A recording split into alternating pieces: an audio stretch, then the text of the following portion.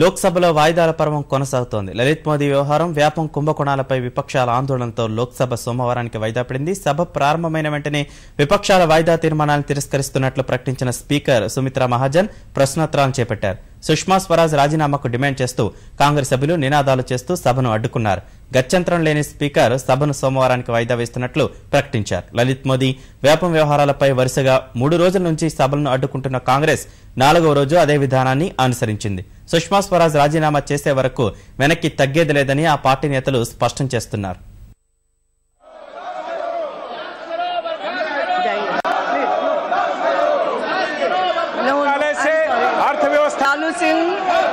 Number 61 madam, question number 61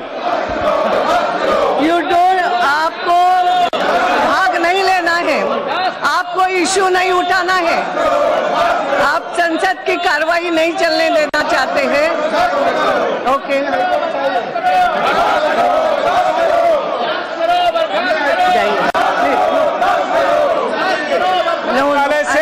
अर्थव्यवस्था से कोई मतलब नहीं, लेकिन मैं सामान्य सदस्य हूं, मैं देश की समस्याओं को उठाना चाहता हूं। इन्होंने to meet again on Monday 11 o'clock।